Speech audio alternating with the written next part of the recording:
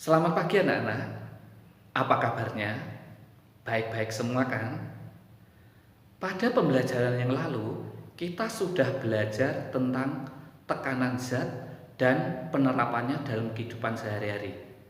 Nah, untuk pembelajaran kali ini, kita masuk ke bab baru, yaitu tentang sistem pernapasan manusia. Nah, apa saja yang akan kita pelajari pada bab sistem pernapasan manusia ini? Untuk itu, perhatikan penjelasan berikut.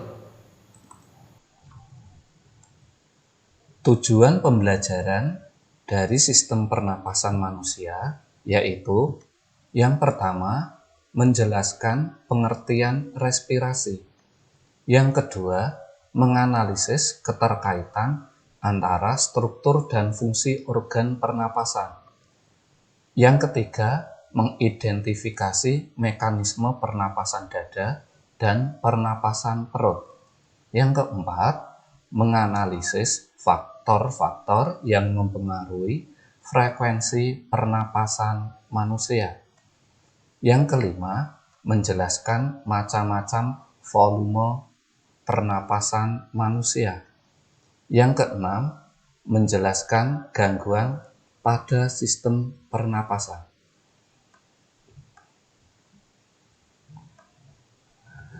Nah, apa yang dimaksud dengan respirasi atau bernapas itu? Respirasi atau bernafas adalah proses memasukkan oksigen ke dalam tubuh, penggunaan oksigen untuk oksidasi makanan yang menghasilkan energi, dan pengeluaran karbon dioksida sisa pembakaran keluar tubuh. Berarti pada respirasi ini atau bernapas ada 3 proses yang terjadi, yaitu yang pertama, memasukkan oksigen atau O2 ke dalam tubuh. Yang kedua, penggunaan oksigen. Nah, penggunaan oksigen ini untuk oksidasi atau pembakaran makanan. Yang ketiga, pengeluaran karbon dioksida atau CO2 keluar tubuh. Baik, sekarang kita akan bahas struktur dan fungsi sistem pernapasan. Struktur atau organ-organ pada pernapasan terdiri ada rongga hidung, faring, laring, trakea, bronkus, bronkiolus, alveolus maupun paru-paru. Nah, dari bagian-bagian organ sistem pernapasan ini kita akan bahas satu per satu. Yang pertama, hidung. Pada rongga hidung terdapat rambut hidung. Rambut hidung ini berfungsi untuk menyaring partikel debu atau kotoran yang masuk bersama udara. Yang kedua, selaput lendir. Selaput lendir ini berfungsi untuk mengatur kelembapan udara serta perangkap benda-benda asing seperti bakteri atau virus. Yang ketiga, kapiler darah. Kapiler darah pada rongga hidung ini terletak pada konka yang berfungsi untuk menyesuaikan suhu udara atau menghangatkan udara. Organ yang kedua pada sistem pernapasan yaitu faring. Faring berfungsi sebagai jalur masuk udara dan makanan, ruang resonansi suara, serta tempat tonsil yang berperan pada kekebalan tubuh dalam melawan benda asing. Organ yang ketiga, laring. Pada laring terdapat katup epiglotis dan pita suara. Katup epiglotis berfungsi untuk menjaga atau mengatur agar udara tidak masuk kerongkongan dan makanan tidak masuk ke tenggorokan. Katup epiglotis ini akan menutup laring sewaktu menelan makanan dan minuman.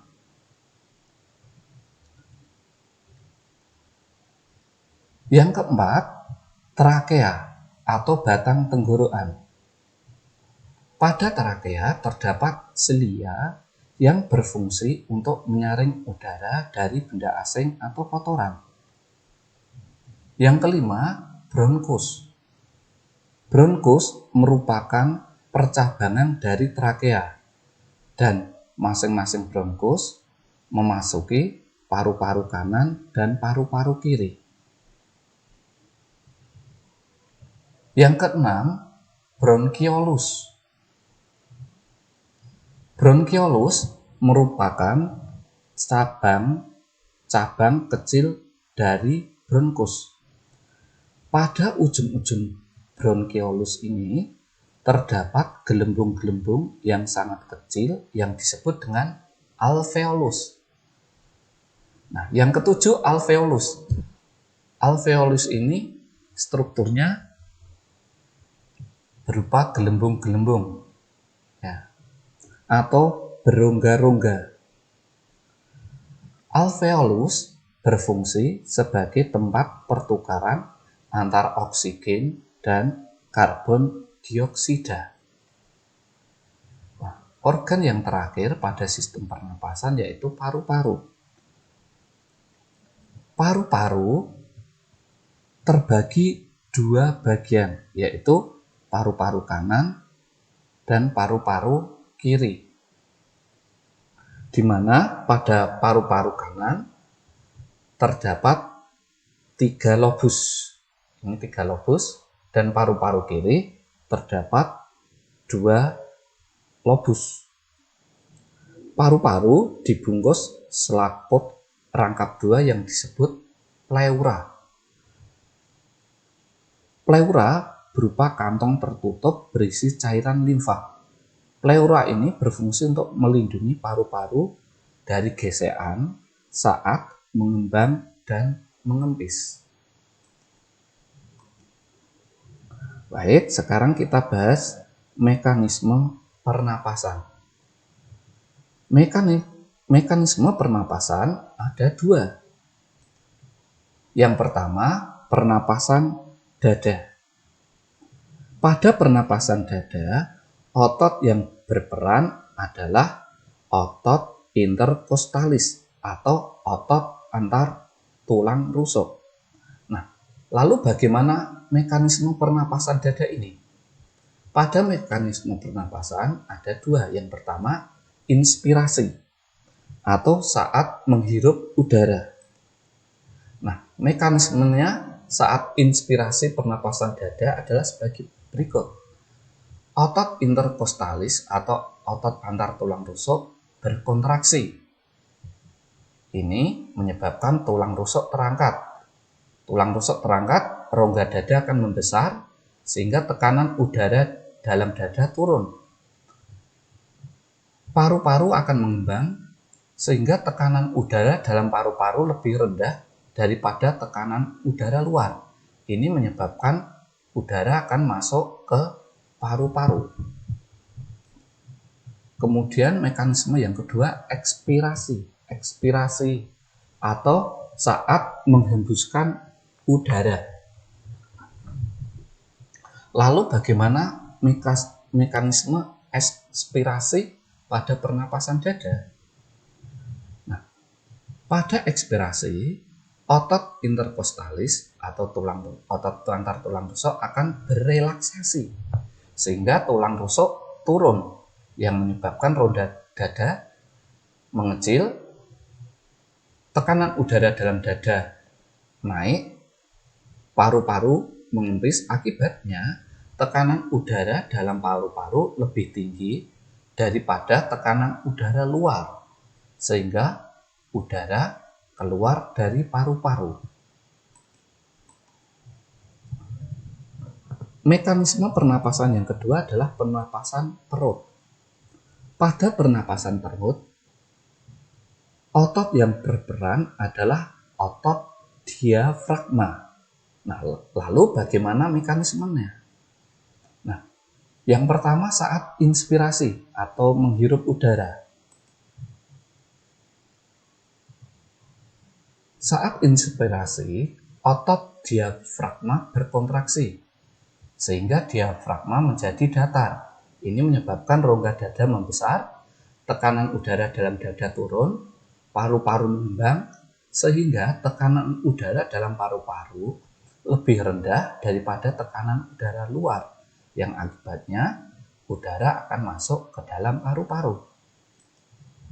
Nah, mekanisme saat ekspirasi atau saat menghembuskan napas.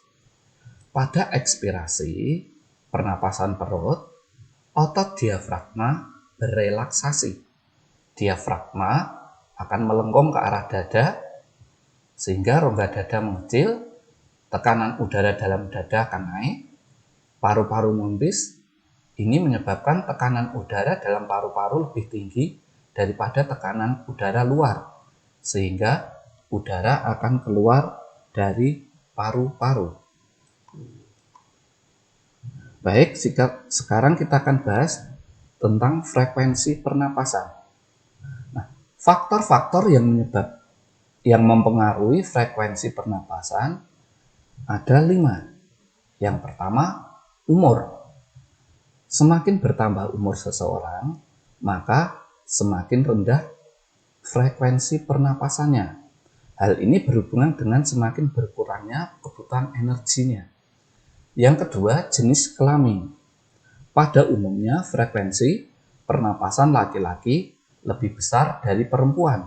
Ini disebabkan pada umumnya laki-laki lebih banyak bergerak, sehingga lebih banyak memerlukan energi, sehingga kebutuhan oksigennya maupun produksi karbon dioksidanya menjadi lebih besar. Yang ketiga, suhu tubuh. Semakin tinggi suhu tubuh, maka pasokan oksigen yang diperlukan semakin banyak, sehingga frekuensi pernapasannya semakin cepat. Yang keempat, posisi tubuh. Posisi tubuh sangat mempengaruhi terhadap frekuensi pernapasan. Hal ini berkaitan dengan beban yang harus ditanggung oleh organ tubuh. Yang kelima, aktivitas atau kegiatan. Orang yang banyak melakukan aktivitas akan lebih banyak memerlukan oksigen, sehingga frekuensi pernapasannya akan meningkat.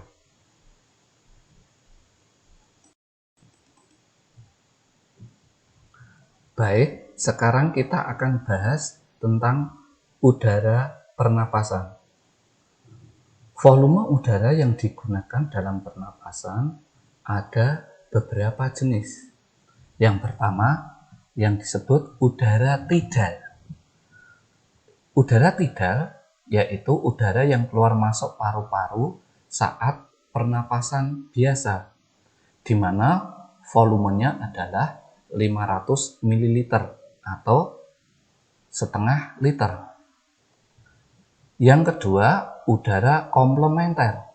Udara komplementer yaitu udara yang masih dapat masuk paru-paru setelah inspirasi biasa, di mana volumenya adalah 1500 ml atau 1,5 liter. Yang ketiga, udara suplementer. Udara suplementer yaitu udara yang masih dapat keluar dari paru-paru setelah ekspirasi biasa, di mana volumenya 1500 ml atau 1,5 liter.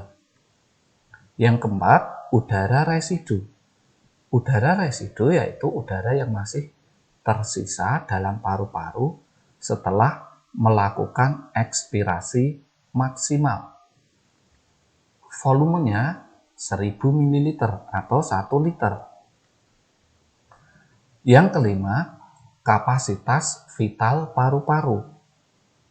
Kapasitas vital paru-paru yaitu jumlah udara tidal ditambah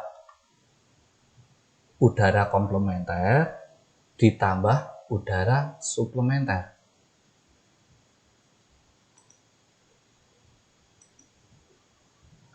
di mana totalnya adalah 3.500 ml atau 3,5 liter.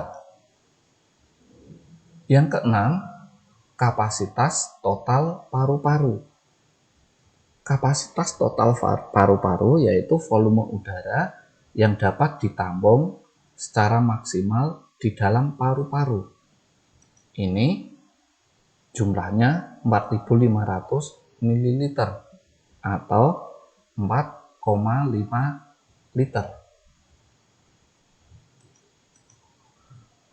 Baik, sekarang kita bahas gangguan pada sistem pernapasan. Ini adalah beberapa contoh gangguan-gangguan atau penyakit pada sistem pernapasan. Yang pertama, influenza. Influenza ini disebabkan karena infeksi virus influenza. Yang kedua, tonsilitis. Tonsilitis merupakan infeksi pada tonsil yang disebabkan oleh bakteri atau virus. Yang ketiga, asma. Asma merupakan penyakit yang disebabkan penyempitan saluran pernapasan yang pada umumnya ini disebabkan karena alergi. Yang keempat, pneumonia. Pneumonia ini merupakan infeksi pada alveolus yang disebabkan oleh bakteri Streptococcus pneumoniae. Nah, pada penderita pneumonia ini pada paru-parunya terdapat cairan yang kental sehingga mengganggu pertukaran gas pada paru-paru. Yang kelima, TBC atau tuberkulosis. Ini disebabkan karena infeksi paru-paru yang disebabkan oleh bakteri Mycobacterium tuberculosis. Demikian, kita sudah belajar tentang sistem pernapasan manusia.